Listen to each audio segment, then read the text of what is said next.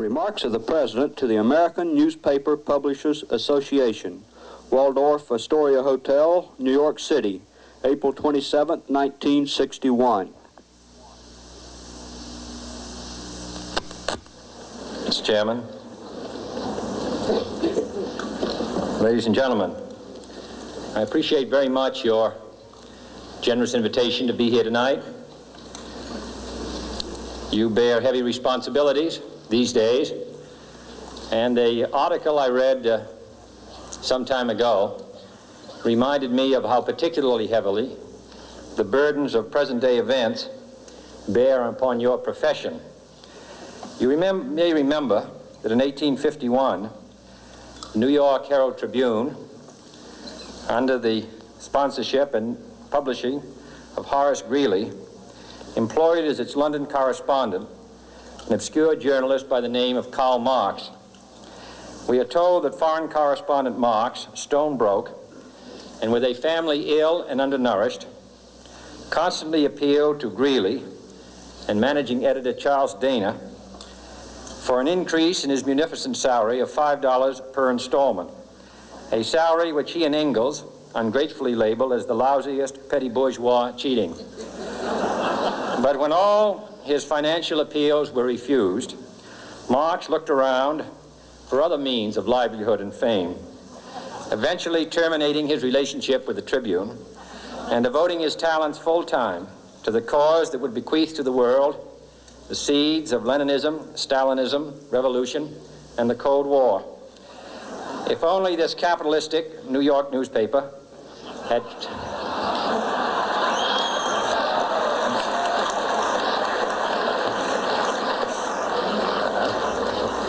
treated him more kindly, if only Marx had remained a foreign correspondent, history might have been different. And I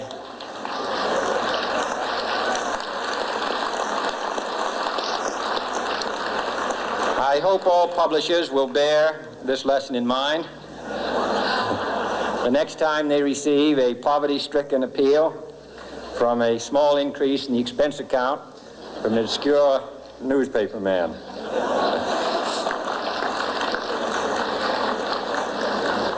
I have selected as the title of my remarks tonight, "The President and the Press."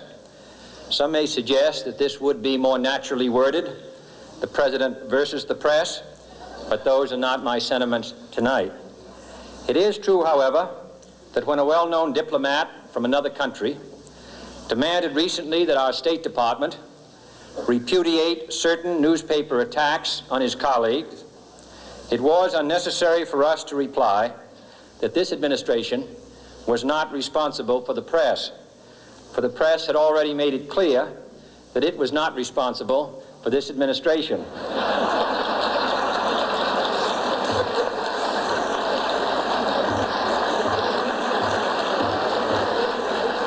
Nevertheless, my purpose here tonight is not to deliver the usual assault on the so-called one-party press. On the contrary, in recent months, I have rarely heard any complaints about political bias in the press, except from a few Republicans. Nor is it my purpose tonight to discuss or defend the televising of presidential press conferences. I think it is highly beneficial to have some 20 million Americans regularly sit in on these conferences to observe, if I may say so, the incisive, the intelligent, and the courteous qualities displayed by your Washington correspondents. Nor, finally, are these remarks intended to examine the proper degree of privacy which the press should allow to any president and his family. If, in the last few months, your White House reporters and photographers have been attending church services with regularity, that has surely done them no harm.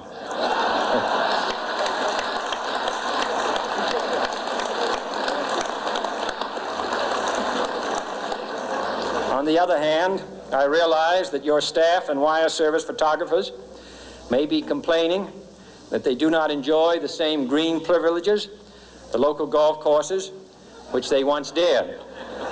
It is true that my predecessor did not object, as I do, to pictures of one's golfing skill in action, but neither, on the other hand, did he ever be a Secret Service man. My topic tonight is a more sober one, of concern to publishers as well as editors. I want to talk about our common responsibilities in the face of a common danger. The events of recent weeks may have helped to illuminate that challenge for some, but the dimensions of its threat have loomed large on the horizon for many years. Whatever our hopes may be for the future, for reducing this threat or living with it, there is no escaping either the gravity or the totality of its challenge to our survival and to our security. A challenge that confronts us in unaccustomed ways in every sphere of human activity. This deadly challenge imposes upon our society two requirements of direct concern, both to the press and to the President. Two requirements that may seem almost contradictory in tone, but which must be reconciled and fulfilled if we are to meet this national peril. I refer first to the need for far greater public information, and second, to the need for far greater official secrecy. The very word secrecy is repugnant in a free and open society, and we are, as a people, inherently and historically opposed to secret societies, to secret oaths, and to secret proceedings. We decided long ago that the dangers of excessive and unwarranted concealment of pertinent facts far outweighed the dangers which are cited to justify it. Even today, there is little value in opposing the threat of a closed society by imitating its arbitrary restrictions. Even today, there is little value in ensuring the survival of our nation if our traditions do not survive with it. And there is very grave danger that an announced need for increased security will be seized upon by those anxious to expand its meaning to the very limits of official censorship and concealment. That I do not intend to permit to the extent that it's in my control. And no official of my administration, whether his rank is high or low, civilian or military, should interpret my words here tonight as an excuse to censor the news, to stifle dissent, to cover up our mistakes, or to withhold from the press and the public the facts they deserve to know. But I do ask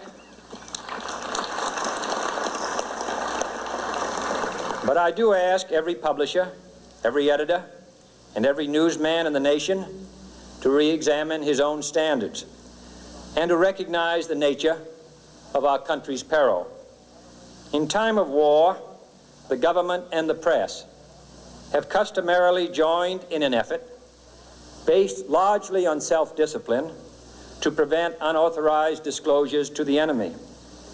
In times of clear and present danger, the courts have held that even the privileged rights of the First Amendment must yield to the public's need for national security. Today, no war has been declared, and however fierce the struggle may be, it may never be declared in the traditional fashion. Our way of life is under attack. Those who make themselves our enemy are advancing around the globe. The survival of our friends is in danger, and yet no war has been declared. No borders have been crossed by marching troops. No missiles have been fired. If the press is awaiting a declaration of war before it imposes the self-discipline of combat conditions, then I can only say that no war ever posed a greater threat to our security. If you are awaiting a finding of clear and present danger, then I can only say that the danger has never been more clear, and its presence has never been more imminent. It requires a change in outlook, a change in tactics, a change in missions by the government, by the people, by every businessman or labor leader, and by every newspaper. For we are opposed around the world by a monolithic and ruthless conspiracy that relies primarily on covert means for expanding its sphere of influence, on infiltration instead of invasion, on subversion instead of elections, on intimidation instead of free choice, on guerrillas by night instead of armies by day. It is a system which has conscripted vast human and material resources into the building of a tightly knit, highly efficient machine that combines military, diplomatic, intelligence, economic, scientific, and political operations. Its preparations are concealed, not published. Its mistakes are buried, not headlined. Its dissenters are silenced, not praised. No expenditure is questioned, no rumor is printed, no secret is revealed. It conducts the Cold War, in short, with a wartime discipline no democracy would ever hope or wish to match. Nevertheless, every democracy recognizes the necessary restraints of national security. And the question remains whether those restraints need to be more strictly observed if we are to oppose this kind of attack as well as outright invasion. For the facts of the matter are that this nation's foes have openly boasted of acquiring through our newspapers information they would otherwise hire agents to acquire through theft, bribery, or espionage. That details of this nation's covert preparations to counter the enemy's covert operations have been available to every newspaper reader, friend and foe alike. That the size, the strength, the location, and the nature of our forces and weapons, and our plans and strategy for their use have all been pinpointed in the press and other news media to a degree sufficient to satisfy any foreign power, and that in at least one case, the publication of details concerning a secret mechanism whereby satellites were followed required its alteration at the expense of considerable time and money. The newspapers which printed these stories were loyal, patriotic, responsible, and well-meaning. Had we been engaged in open warfare, they undoubtedly would not have published such items.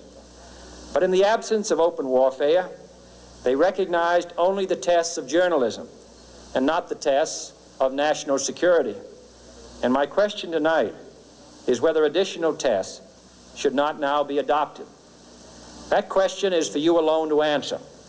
No public official should answer it for you. No governmental plan should impose its restraints against your will. But I would be failing in my duty to the nation in considering all of the responsibilities that we now bear and all of the means at hand to meet those responsibilities if I did not commend this problem to your attention and urge its thoughtful consideration. On many earlier occasions I have said, and your newspapers have constantly said, that these are times that appeal to every citizen's sense of sacrifice and self-discipline. They call out to every citizen to weigh his rights and comforts against his obligations to the common good. I cannot now believe that those citizens who serve in the newspaper business consider themselves exempt from that appeal. I have no intention of establishing a new Office of War Information to govern the flow of news. I am not suggesting any new forms of censorship or new types of security classifications. I have no easy answer to the dilemma that I have posed and would not seek to impose it if I had one. But I am asking the members of the newspaper profession and the industry in this country to re-examine their own responsibilities, to consider the degree and the nature of the present danger, and to heed the duty of self-restraint which that danger imposes upon us all. Every newspaper now asks itself, with respect to every story, is it news? All I suggest is that you add the question, is it in the interest of national security? And I hope that every group in America, unions and businessmen and public officials at every level, will ask the same question of their endeavors and subject their actions to this same exacting test. And should the press of America consider and recommend the voluntary assumption of specific new steps or machinery, I can assure you that we will cooperate wholeheartedly with those recommendations. Perhaps there will be no recommendations. Perhaps there is no answer to the dilemma faced by a free and open society in a cold and secret war. In times of peace, any discussion of this subject and any action that results are both painful and without precedent. But this is a time of peace and peril which knows no precedent in history. It is the unprecedented nature of this challenge that also gives rise to your second obligation, an obligation which I share, and that is our obligation to inform and alert the American people, to make certain that they possess all the facts that they need and understand them as well, the perils, the prospects, the purposes of our program, and the choices that we face. No president should fear public scrutiny of his program, for from that scrutiny comes understanding, and from that understanding comes support or opposition, and both are necessary. I am not asking your newspapers to support an administration, but I am asking your help in the tremendous task of informing and alerting the American people. For I have complete confidence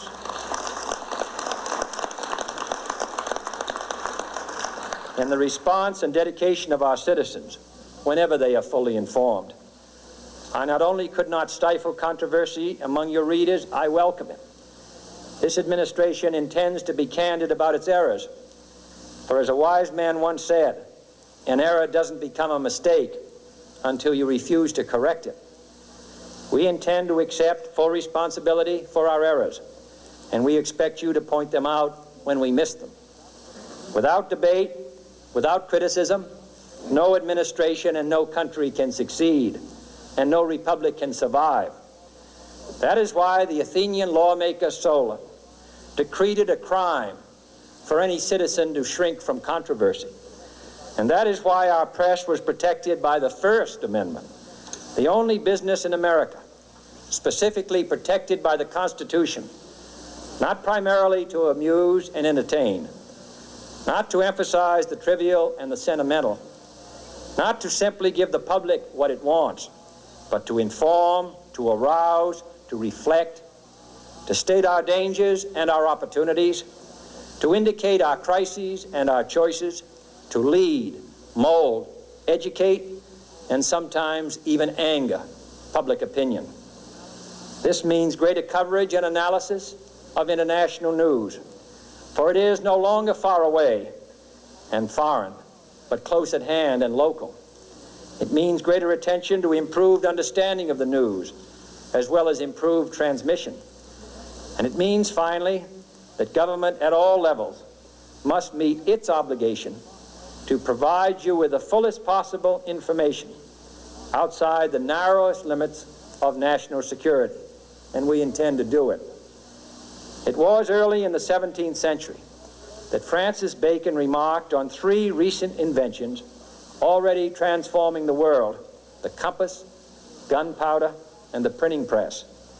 Now the links between the nations, first forged by the compass, have made us all citizens of the world, the hopes and threats of one becoming the hopes and threats of us all.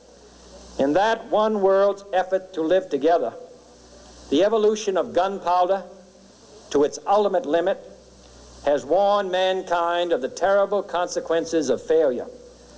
And so it is to the printing press, to the recorder of man's deeds, the keeper of his conscience, the courier of his news, that we look for strength and assistance, confident that with your help, man will be what he was born to be, free and independent.